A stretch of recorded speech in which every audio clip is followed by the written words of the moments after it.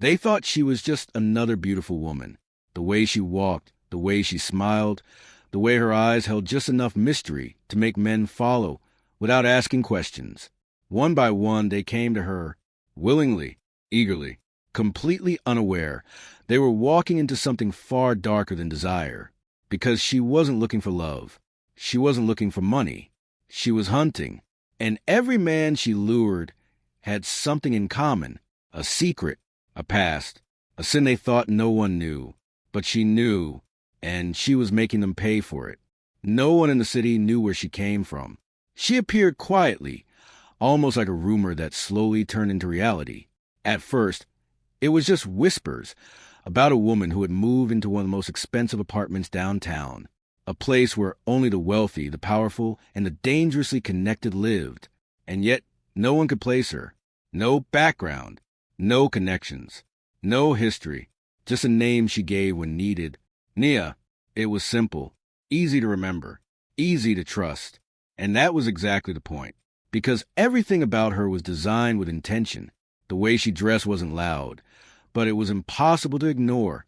Elegant, controlled, every detail chosen carefully, not to impress, but to attract attention without asking for it. The kind of presence that made people look twice and then wonder why they did. But it wasn't just her appearance. It was her confidence, the way she moved through spaces like she already understood everyone in the room, like she didn't need approval, like she wasn't trying to be seen, but knew she would be anyway. Men noticed her first. They always did. At high-end bars, private lounges, invitation-only events, places where powerful men gathered to relax, to network, to hide behind luxury and reputation. She began to appear more frequently, always alone, always calm, always watching. She didn't approach. She didn't chase. She let them come to her. And they did, because there was something about her that felt different, not desperate, not impressed, not easy. And for men who were used to control, used to admiration, used to being the ones who decided how interactions unfolded, that difference became irresistible. The first man was not random. None of them were. He approached her at a rooftop lounge, the kind that overlooked the entire city skyline.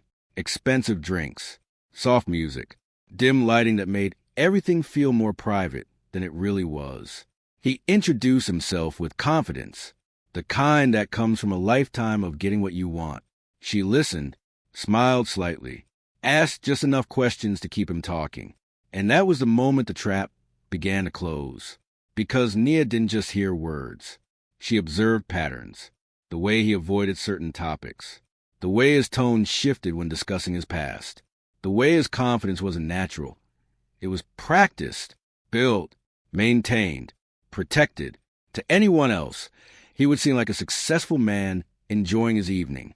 To her, he was something else entirely, and she already knew it before he sat down. That was the part no one understood. This wasn't random attraction. This wasn't coincidence. Every man she spoke to had already been chosen, researched, understood. She knew where they worked. She knew their routines. She knew their reputations. And more importantly, she knew what they had done. Because behind the polished image, behind the wealth and status, behind the smiles and social respect, there were things hidden, things buried, things no one talked about, except her. Their conversation lasted less than an hour, but by the end of it, he was completely drawn in, not because she tried to seduce him, but because she made him feel something rare, seen, understood, important. And that illusion is more powerful than desire itself. When she finally stood to leave, she didn't ask for his number. She didn't suggest meeting again. She simply looked at him one last time and said quietly, "Maybe I'll see you again." And then she walked away. That was all it took, because mystery is the strongest hook. He spent the next 2 days thinking about her, replaying the conversation, trying to understand what it was about her that felt so different. And when she finally reached out, it felt like fate. But it wasn't. It was timing, perfectly calculated. Their second meeting was more private, more controlled, a setting she chose, a place where the environment itself worked in her favor. Low lights, soft music, a space where reality blurred just enough for people to let their guard down. And he did exactly that. He relaxed. He opened up. He trusted. And that was the moment she had been waiting for. Because trust is not given. It is built. And once built, it becomes a weapon. As the night went on, his confidence grew again. His tone shifted back to dominance, to control, to the version of himself he showed the world. But Nia noticed something else. A crack. Small, almost invisible, but real. And when she finally leaned slightly closer and asked a quiet, simple question, everything changed. Do you ever think about what you did? The silence that followed was different. Heavy, uncomfortable, real. For the first time that night, he didn't have an answer, because whatever he thought was hidden wasn't. And that was the moment he realized this was not a normal encounter. This was not attraction. This was not coincidence. This was something else. Something he didn't understand yet. Something dangerous. But by then, it was already too late. Because Nia wasn't just a woman men desired. She was a woman who remembered. And whatever she remembered, she was about to make them face. The first man disappeared from her life quietly. Not in a way that would raise alarms. Not in a way that would make headlines. From the outside, everything looked normal.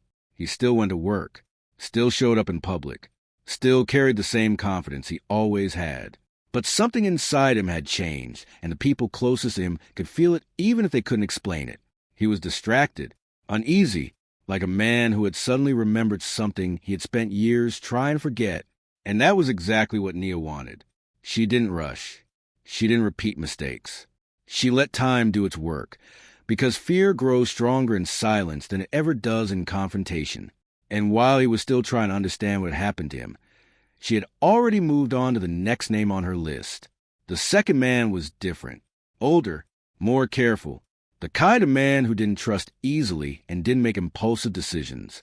But even the most careful men have patterns, and Nia had spent enough time studying them to know exactly where those patterns broke.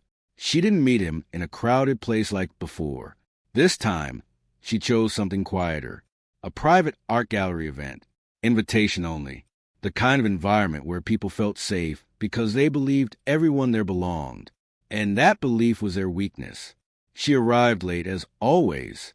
Timing mattered. Entering too early made you part of the background.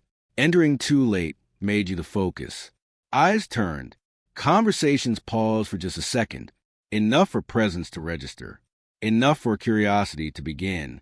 He noticed her almost immediately, but unlike the first man, he didn't approach right away. He watched, measured, waited, and that told her everything she needed to know.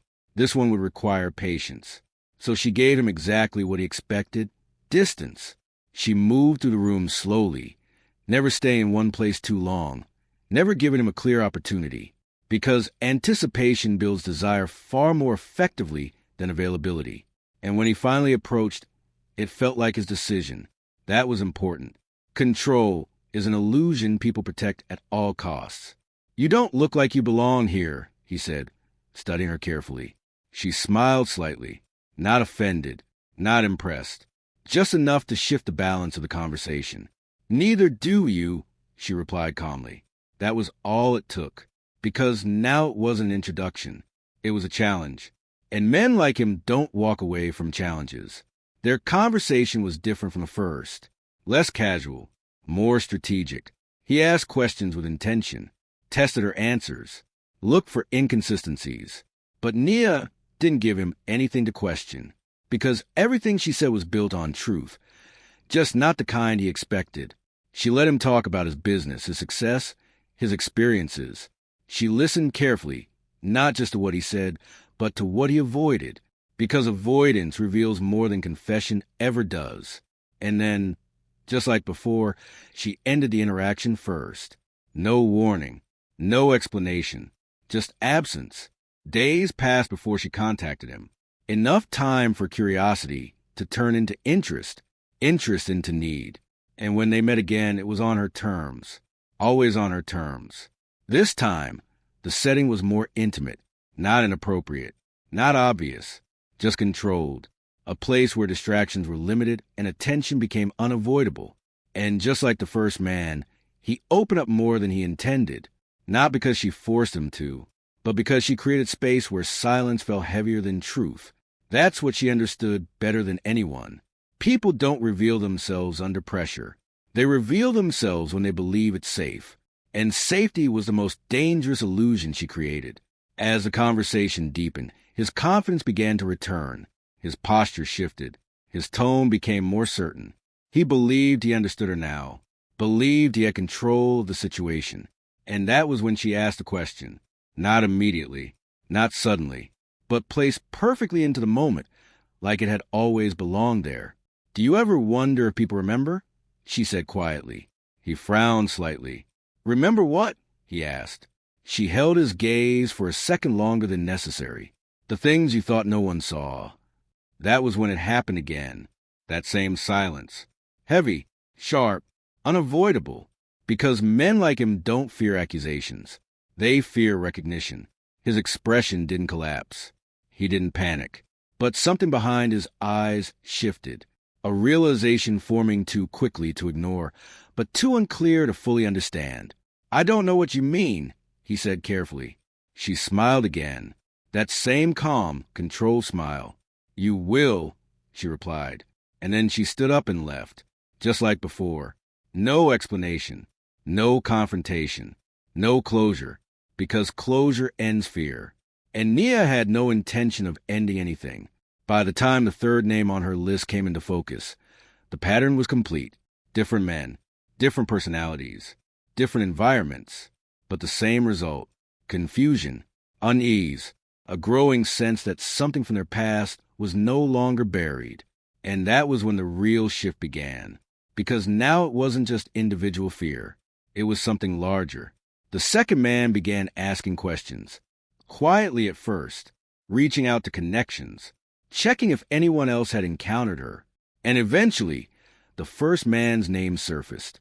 Then another, and another, small connections forming between people who should never have been connected. That's when paranoia replaced curiosity. Because coincidence has limits. And once those limits are crossed, people start looking for reasons. But the truth they were moving toward was something none of them were prepared for. Because Nia wasn't choosing them randomly. She wasn't targeting wealth, or status, or power. She was targeting something far more specific. Something that tied them all together in a way they had spent years ensuring would never be discovered. And now, slowly, carefully, she was bringing it back to the surface. Not with force, not with exposure, but with memory. Because memory is the one thing you cannot escape. You can hide from people. You can hide from the law. You can hide from consequences. But you cannot hide from what you already know. And Nia understood that better than anyone. Because this was never about revenge in the way they expected. It wasn't loud. It wasn't violent. It wasn't immediate. It was something deeper. Something slower. Something that forced them to face themselves before anything else happened. And as the pieces began to connect, as the names started to form a pattern, one question began to rise above all the others. Who was she really? And more importantly, how did she know everything? Because whatever they thought this was at the beginning, it was no longer that. This wasn't a coincidence. This wasn't attraction. This wasn't chance. This was a plan. And they were already inside it. By the time the third man realized something was wrong, the pattern had already tightened around all of them like a trap they couldn't see but could feel closing in. It wasn't obvious at first. Nothing dramatic. No sudden threats. No loud confrontations. No signs that something was about to explode. That's what made it worse. Because everything looked normal on the outside, while something inside them was slowly starting to break. The third man noticed it before the others. Not because he was smarter, but because he paid attention to things most people ignored. Small changes, delays in responses, shifts in tone.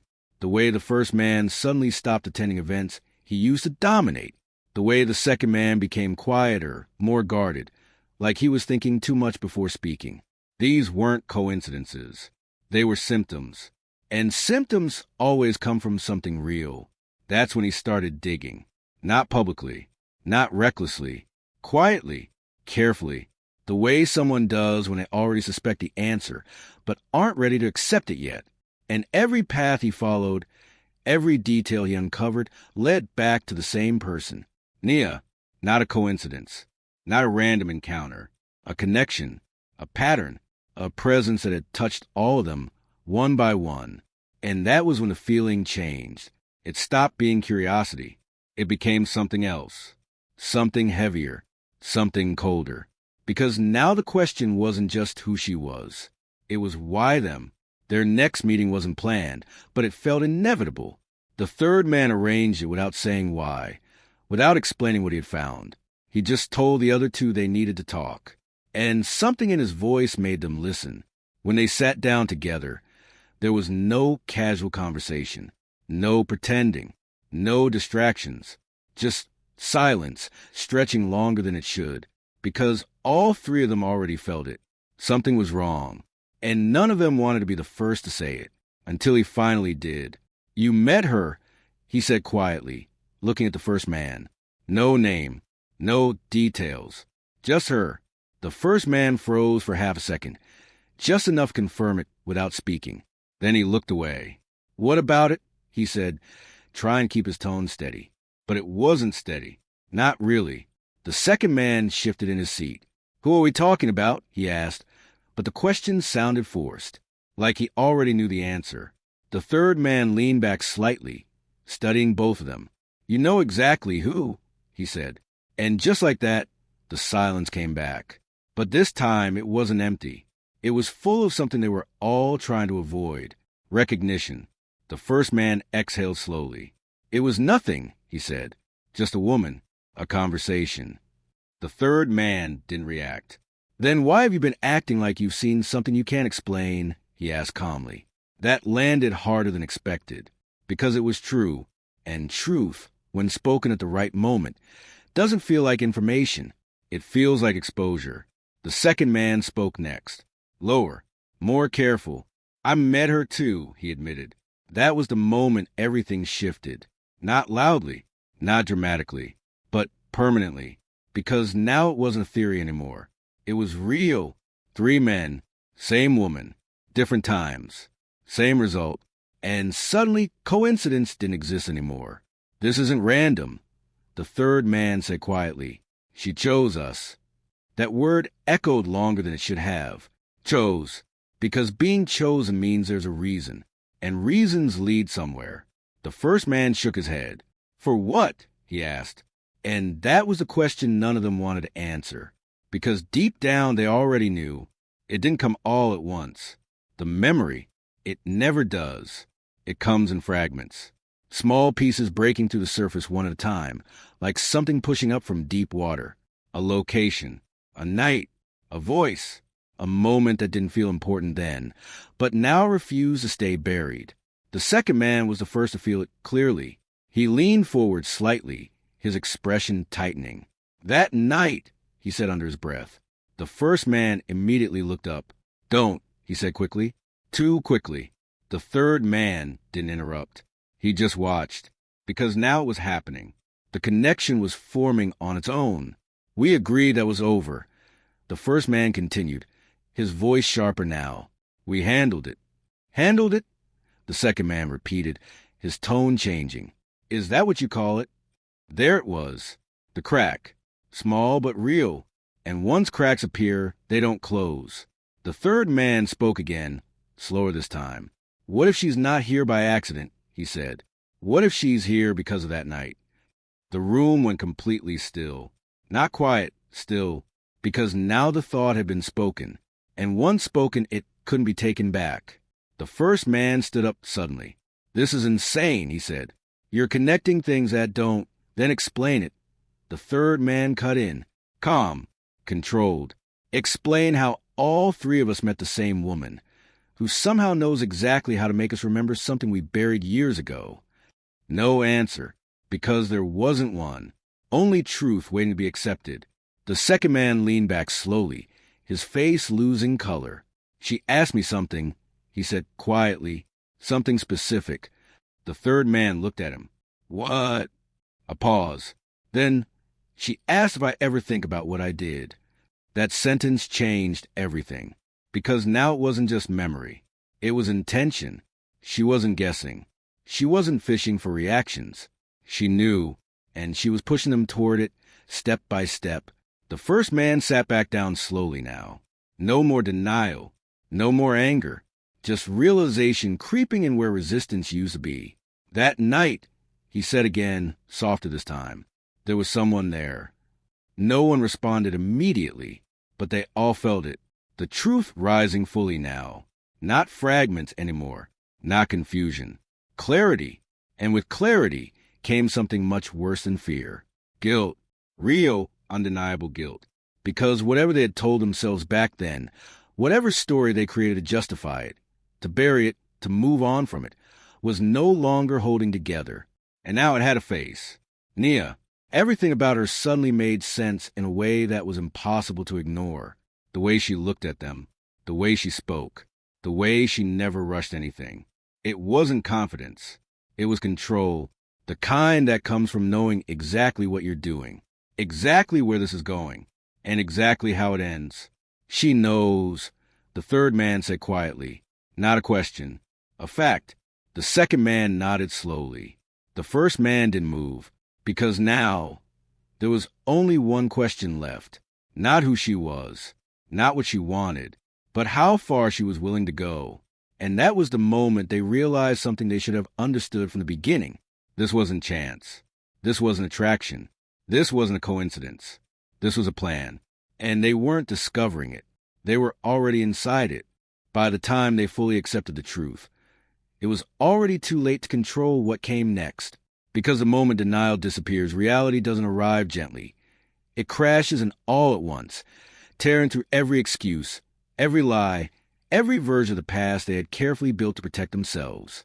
And now, that past wasn't buried anymore. It was awake, watching them, moving closer. The first sign didn't come from her directly, and that was what made it even more terrifying. It came quietly, like everything else she had done. A message. No name, no number, no trace, just a file, sent at the exact same time to all three of them. That alone was enough to make their hands hesitate before opening it, because coincidence no longer existed in their world. Everything meant something now. Everything was connected, and deep down, they already knew what they were about to see. They just weren't ready to face it. The third man opened it first, not because he was fearless, but because he understood something the others didn't. Waiting only makes it worse. The video started without sound, grainy, dark, shaking slightly like it had been recorded in secret. At first, it didn't make sense. Just movement, shadows, fragments of a moment that felt distant, until it didn't. Because recognition doesn't take time. It hits instantly. A location, a voice, a figure, and then clarity. It was that night, not remembered, not imagined, recorded, preserved, real. The third man didn't react outwardly, but something inside him shifted permanently. A line crossed, a point of no return. The other two opened it seconds later, and their reactions were nothing alike. The first man froze completely. His body went still, his breathing shallow, his eyes locked on the screen like he couldn't look away even if he wanted to. Because this wasn't memory anymore. This was proof.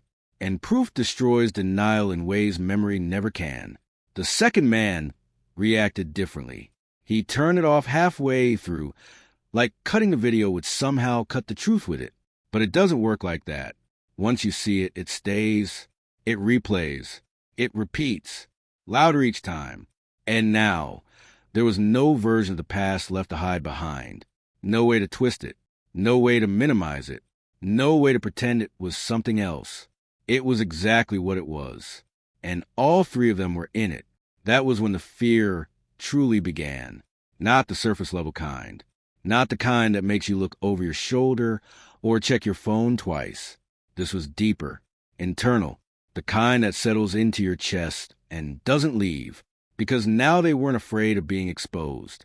They were afraid of themselves, of what they had done, of what they had become in that moment they thought was gone forever. The first man broke first. Not loudly, not dramatically, but in a way that was impossible to miss. He started talking fast, defensive, desperate. "This doesn't prove anything," he said, even though his voice didn't believe his own words. "It's out of context. It's not." "Stop," the third man said quietly, and that one word ended it. Because truth doesn't need volume. It just needs the right moment. The second man leaned forward, his hands trembling slightly now. "How does she have this?" he asked. But the question wasn't really about the video. It was about something much worse. How long had she been watching? How long had she known? And more importantly, why now? The third man answered without hesitation. Because she was there. Silence. Heavy. Suffocating. Final. That was the moment everything locked into place. Not theory. Not suspicion. Reality. Nia wasn't just someone who knew about that night. She was part of it. Present. Watching. Living through it. And now she had come back. Not loudly. Not violently. But with something far more precise. Control. That's when the first man stood up again. Pacing now. His movements sharp, restless. Like his body couldn't contain what his mind was trying to process. "What does she want?" he asked. His voice lower now. Stripped of the confidence he once carried so easily. No one answered immediately. Because the answer wasn't simple. It wasn't money. It wasn't power. It wasn't exposure. If she wanted those things, she would have taken them already. No, this was something else. Something slower. Something intentional. And then the second message came. Not a file this time. Just a single line of text. Sent again to all three of them. "Now you remember." That was it. No threats. No demands. No instructions. Just truth. And somehow, that was worse than anything else she could have said. Because it confirmed everything. This wasn't about what they would do next. It was about what they had already done. And now, they couldn't forget it. The first man stopped pacing. The second man didn't move. The third man closed his eyes for a brief second, understanding the full weight of it before either of them did.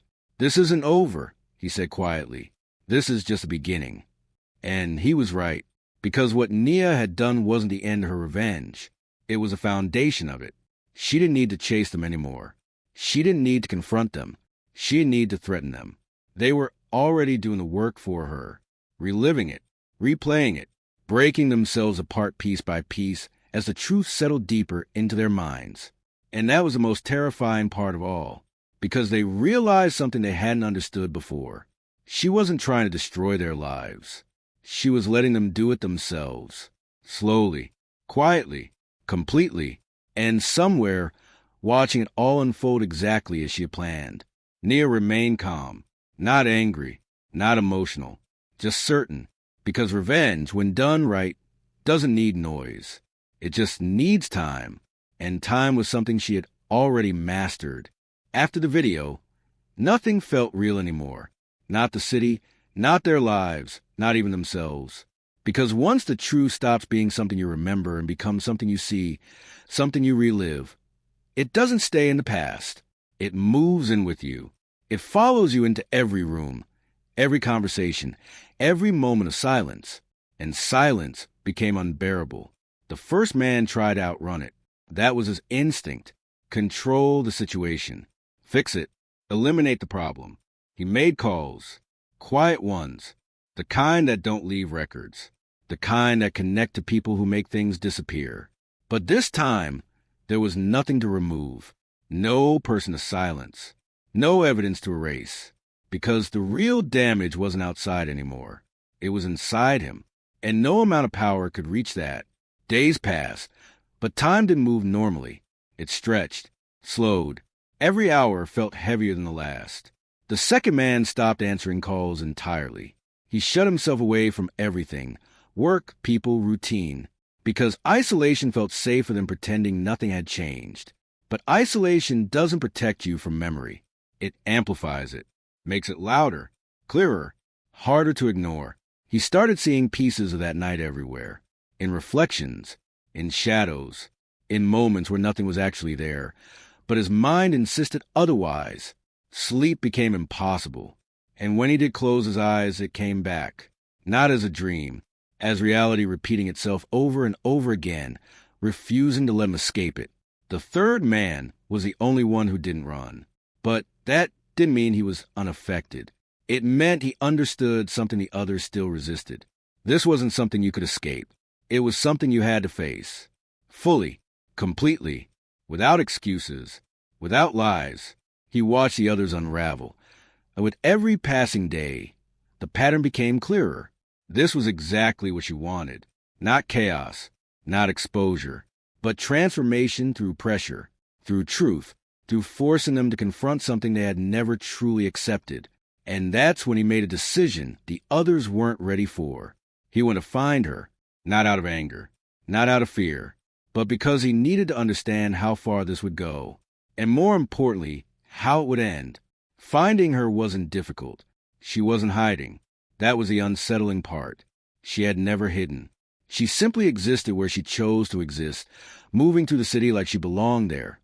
Because she did. When he finally stood in front of her again, everything felt different. Not because she had changed, but because now he could see her clearly, not as a mystery, not as a stranger, but as someone connected to the past he could no longer deny. She didn't look surprised to see him. She didn't react at all. Just stood there, calm as ever, her presence as controlled and precise as it had always been. "You came," she said quietly. Not a question, just acknowledgement. He nodded slowly. "I needed to understand," he replied. She studied him for a moment, then asked, "Understand what?" He hesitated, not because he didn't know the answer, but because saying it meant accepting it completely. "How far this goes," he said. A small pause. Then she stepped slightly closer, not threatening, not aggressive, just enough to close the distance between them. "It already went far enough," she said. That answer wasn't what he expected. "Then why continue?" he asked. That was when something shifted, not in her expression, not in her tone, but in the weight of her words. "Because you only remember something when it becomes part of you again," she said quietly. "Before that, it's just something you tell yourself you've moved on from." That hit harder than anything else she had said, because it was true. Pain buried is not pain gone. It's just waiting, and she had brought it back. Completely. "So this is it?" he asked. "You just leave it like this?" She held his gaze. "Calm, steady, certain. I don't need to do anything else," she replied. "You're already doing it." That was the moment he understood. Fully. Finally. This was a revenge in the way people imagine it.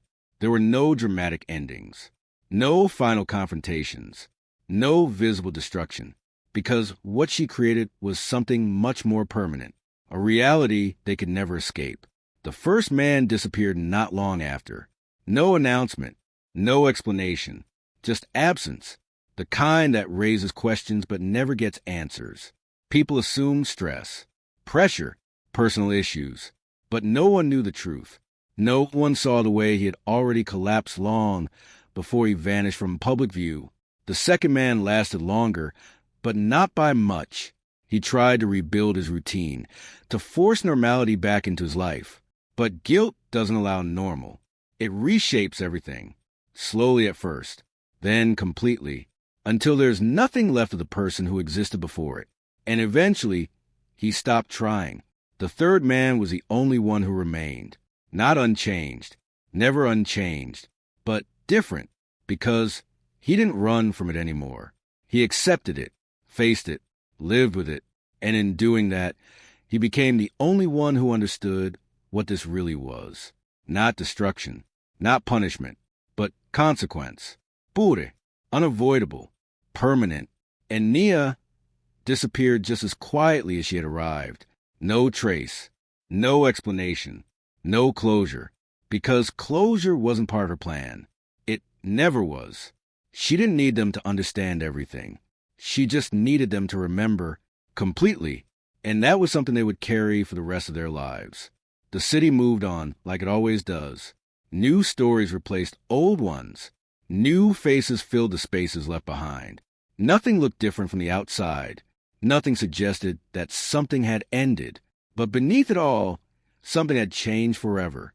Because somewhere in that city, 3 men had been forced to face the truth they thought they buried. And only one of them survived it. Not physically, but mentally. And the woman who made it happen was never found, because she was never hiding. She was just finished